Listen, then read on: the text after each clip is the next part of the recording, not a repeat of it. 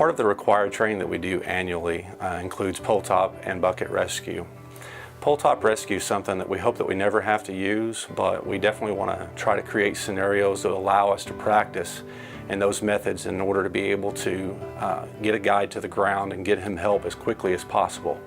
Recently, we had a situation at a cooperative where Thad France, one of our safety instructors, was present. He was doing this pull top rescue simulation with the group, and it turned into a real life situation. Because of the training that we do, they were able to spring into action and rescue the person off of the pole, getting them to the ground and getting help to them in a very timely manner, which is truly what we want to do, is to shave those minutes and seconds off of the rescue time so that we make sure that the person has the best chance possible. Well, it was a normal day, just like any other day, beautiful day, good day for pull top. Kevin asked to use my belt. We had probably gone through, I don't know, 7 or 8 guys, and Kevin went up and actually did well, got the dummy down. I was the guy in the bucket, usually, because maybe I'm old, but he went up and did an excellent job.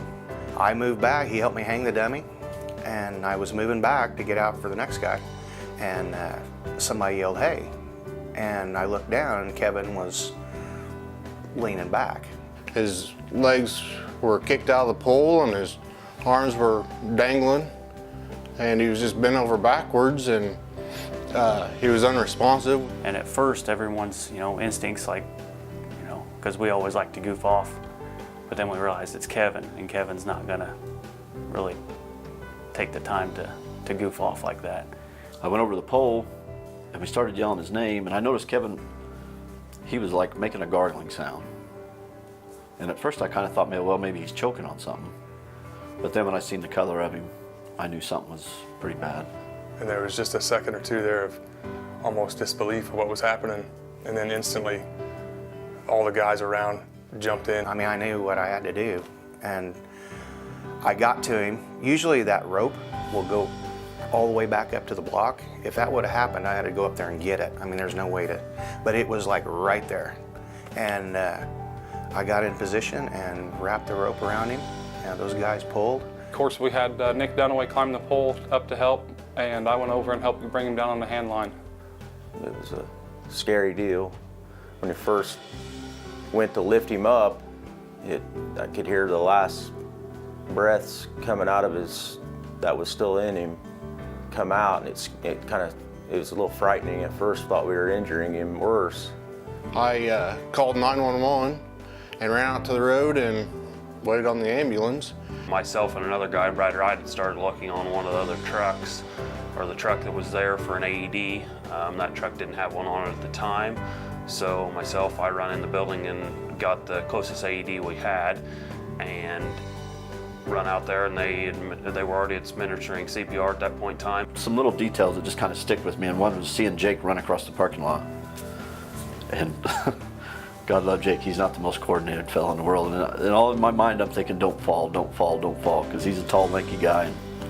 But he got it over to us, and of course, Jerry was still doing compressions. Once AED took over, basically the AED tells you what to do. I mean, it even gives you a rhythm. Jerry said that after that shock, when he started back in on CPR, he could feel it was different. Kevin was trying to fight him a little bit. So we felt a little better. It seemed like when the EMTs got there, it took forever for him to even get out of the out of the van. But when they got out, I told them we delivered 1 shock. They had actually taken our machine off, put theirs on, and when he said his heart was stable, it was like, I've never felt relief like that before. It was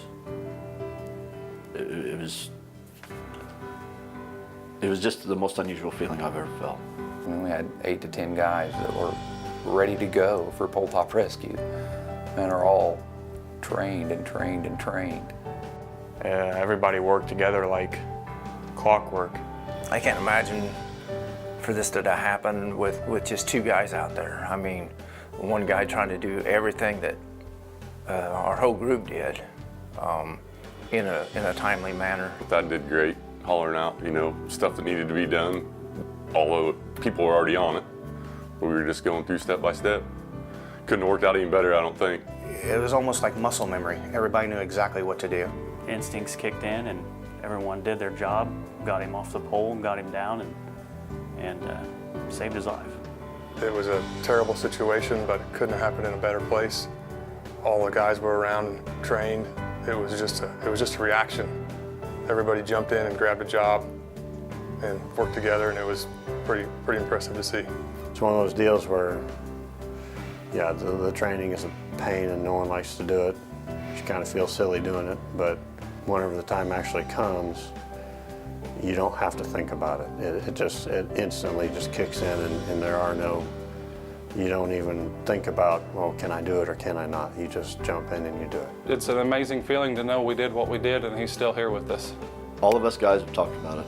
We don't look at it like, you know, somebody had said hero. We don't look at it that way. What we look at is we did our job. And it's nice to know that you worked with a bunch of guys that when it come down to it, got the job done. Everybody worked together. Everybody, you know, picked a job and everybody just got it done. And the outcome was, as you allowed this guy to be able to see his wife, be able to see his kids. And it just puts things into perspective a little bit. I'm glad we have such a good group. They're my brothers. And as the saying goes, I'm my brother's keeper, and they performed that task perfect. The guys are there